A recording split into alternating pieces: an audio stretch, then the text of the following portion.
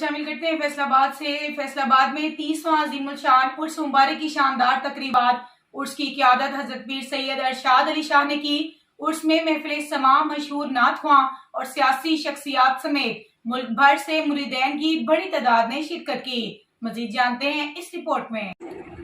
तफसीलात के मुताबिक फैसलाबाद के अजीम सूफ़ी बुज़ुर्ग हज़रत पीर सैयद अकबर अली शाह गिलानी अल बगदादी रहमतुल्लाह अलैह का 30वां सालाना उर्स मुबारक अजीमुल शान तरीके से मनाया गया। उर्स की तकरीबात में चादर पोशी, महफिल समा, नात ख्वानी समेत उलमा इकराम के खसूसी खिताब किए गए। उर्स की तकरीबात की क़ियादत सजादा नशीन सैयद अरशाद अली शाह गिलानी साहबजादा सैयद हसन मुश्तबा शाह एहसन गिलानी ने की। उर्स में MNA नसरुल्लाह घुमन, अलहाज मोहम्मद सज्जाद मुस्तफ़ाई, मरकज़ी चेयरमैन मुस्तफ़ाई, फ़ोम इंटरनेशनल मोहम्मद मुज़म्मिल सईद, खलीफा मोहम्मद मियाँ नदीम कादरी, सैयद गुल बादशाह, सैयद ज़िया बादशाह, मियाँ काशिफ मजीद, मोहम्मद औरम अब्दुल खालिक नज़ामी समेत दीगर अहम सियासी, समाजी और रूहानी शख्सियत ने शिरकत की और उसके इख्तिताम पर लंगर का वसी इंतज़ाम किया गया। चादरपोशी की और अब तीसरी तकरीब का आगाज़ होने जा रहा है। इसके बाद महफिल मिलाद मुस्तफ़ा होगी जो कि कल इंशाअल्लाह सुबह 10:30 बजे होगी।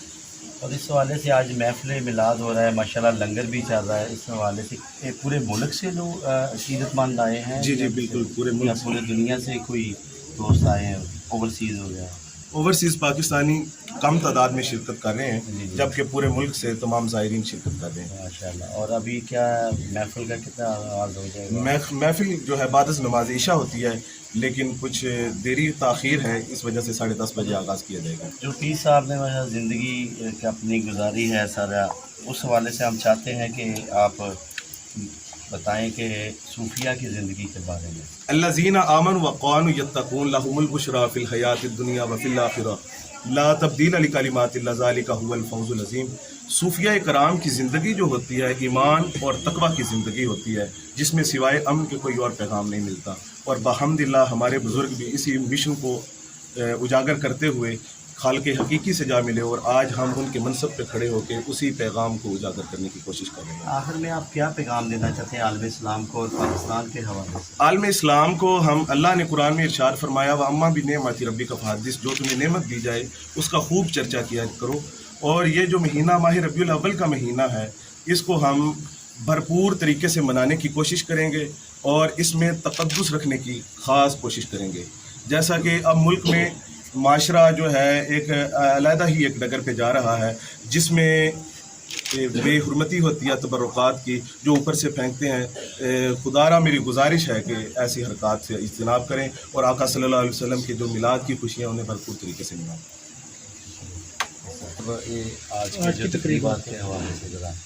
ये हमारा ना सालाना उर्स होता है, इसमें हम तमाम साइलिन को बुलाते हैं, फ्यूज़ व बरक़ात हासिल करते हैं और दीन की तालीम देते हैं। चलो आखिर में पाकिस्तान के हवाले से कोई जो अमन अमान है उस हवाले से क्या पैगाम देना चाहते हैं? पाकिस्तान के हवाले से यही कि अल्लाह की रस्सी को मजबूती से थामे रखें और हुज़ूर सल्लल्लाहु अलैहि वसल्लम की तालीमात पर अमल करेंगे तो ज़िंदगी आसान हो जाएगी, ईजी हो जाएगी।